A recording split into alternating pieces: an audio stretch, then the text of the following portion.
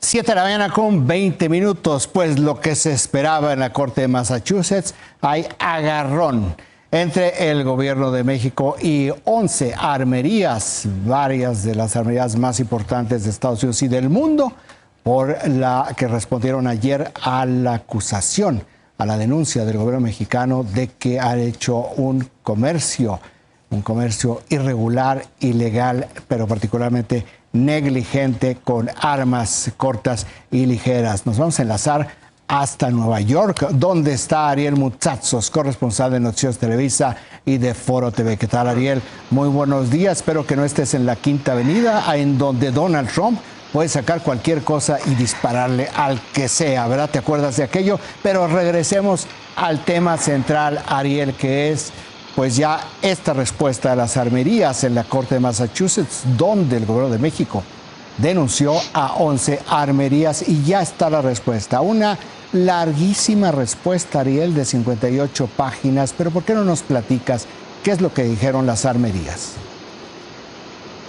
¿Cómo estás, Raimundo? No, estoy en la 8ª Avenida. De todas maneras, aquí está a 3 grados bajo cero, así que o me muero por las balas o me muero por el frío. Mira, las armerías contestaron ayer en Massachusetts. Como dices, es una larga respuesta y además no es una sola, aunque sí está condensada efectivamente y hay un índice. La verdad es que hay 11 armerías con 11 respuestas distintas en teoría, pero todas obviamente alineadas. Nada más faltaba que se contradijeran entre sí y empezaran a generarse problemas por ello unas a otras. Eso no ocurrió. Las empresas argumentan que la demanda carece de fundamentos, pruebas y que la Corte no tiene jurisdicción. En esencia alegan que el comercio de armas en Estados Unidos está legalmente protegido, que los argumentos de México no muestran con hechos que las prácticas de negocio de las empresas son la causa de las lesiones infligidas por los carteles mexicanos de la droga, entre otros varios puntos. Son 7 los puntos, pero esto es lo más importante. Y decía ayer el canciller Ebrard en entrevista con Foro TV y Noticieros Televisa que lo que las armerías no pueden explicar, y por eso dio entrada a la Corte de Massachusetts al caso de México, es por qué están produciendo armas que no tienen números de serie o que son difíciles de rastrear, por qué están produciendo armas que son inspiradas en las que se le han confiscado a los narcos. Hay estas pistolas, unas llamadas el Jefe, otras llamadas el Azteca, incluso con el calendario Azteca ahí, ya sabes, pues impreso, que sí se parecen mucho a las que les confiscan a los narcos. Oye, déjame interrumpirte aquí, porque sí escuché lo que te dijo el secretario de Relaciones Exteriores ahí frente a Naciones Unidas y me llamó muchísimo la atención. Tengo entendido de que ninguna armería puede producir ningún arma que no tenga registro. ¿Tú sabes de algo contrario? ¿Hay algo que soporte lo que dijo el secretario de Relaciones Exteriores? Sí y no. Ninguna armería puede producir armas que no tengan registro. Lo que las armerías sí pueden producir, en primer lugar, son piezas de pistolas que no tienen ese número de serie, y luego las piezas son traficadas y las convierten en armas de alto calibre que no tienen número de serie y que cuando son encontradas en México no tienen número de serie. Esto no es nuevo, ha venido ocurriendo por lo menos desde el sexenio de Felipe Calderón, pero desde antes, desde luego. Y estas armas que se encuentran, que las fuerzas del orden en México encuentran a los narcotraficantes, pues son armas que para efectos prácticos no tienen número de serie. Unas porque se los borraron, pero el caso al que nos referimos, porque las armas son ensambladas o armadas en México una vez que cruzan la frontera.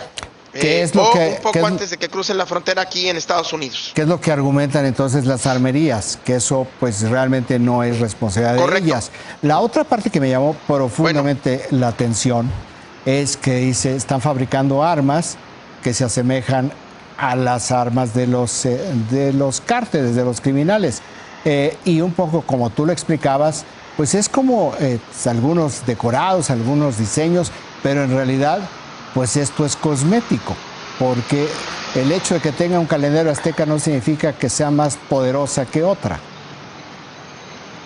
Absolutamente, eso sí es cierto. El hecho de que tenga un calendario azteca no significa que sea más poderosa que otra, pero sí la hace más atractiva a los narcotraficantes, no solamente, a quienes gustan también de coleccionar este tipo de armas, hay que decirlo, porque hay muchos mexicanos en Estados Unidos que por una u otra razón, aquí no podemos juzgar el gusto, en gusto se rompen géneros, decía un vendedor que yo tenía hace muchos años, pues la verdad es que en gusto se rompen géneros y que muchos mexicanos, latinos, incluso estadounidenses, les gustan este tipo de armas con el calendario azteca dorado, con el nombre del jefe impreso, quizás hasta por un tema de ser fan de las películas, y algunos de ellos sí adquieren este tipo de armas. Sí es cierto, como dice el canciller, que Colt, primordialmente, aunque no es la única, la marca Colt está fabricando armas semiautomáticas de calibre pues 45, de altos calibres para hacer pistolas, pero no de alto calibre ni de alto poder, con este tipo de grabados.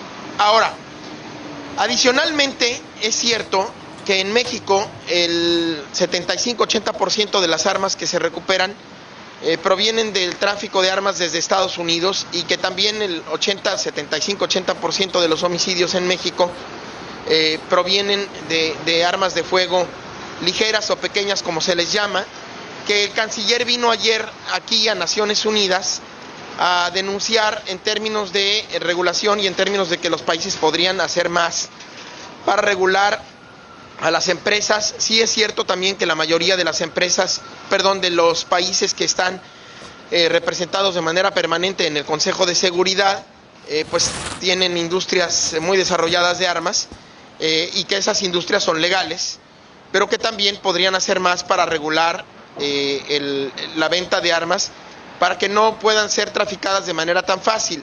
Es en ciertos sentidos una verdad, y en otros depende de qué se esté hablando. Oye, Raimundo. Ariel, en esta presentación el secretario no habló también de reforzar las aduanas en cada país, porque una cosa es lo que puede haber sobre negligencia, sobre descuido, sobre lo que sea que sucede en otros países, pero si tienes tú la puerta abierta, si no hay un registro de aduanas, pues puede entrar lo que sea. ¿No habló nada sobre lo que pueden hacer internamente los países?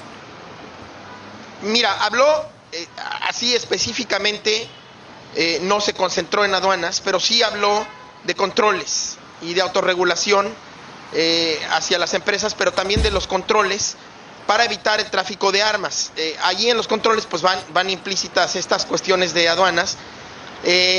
Mira, hay que decir que el debate, por lo menos a mí sí me dio la impresión de ser un debate mucho más bienvenido y más acorde con la misión de Naciones Unidas de mantener la paz y la seguridad internacionales, porque evidentemente a todos les quedó claro, o por lo menos todos los 50 países que tuvieron participación en este debate, mostraron más claramente que no estaban cuestionando la pertinencia del debate y de que este fuera en el Consejo de Seguridad, como sí cuestionaron el debate de hace unos días en términos de la corrupción y todo ello que el presidente de México vino a presidir, a encabezar aquí al Consejo de Seguridad de Naciones Unidas. En esta ocasión, los países participaron con sus puntos de vista: Suiza, Suecia, Noruega, Kenia, Malta, fueron algunos de los países que recuerdo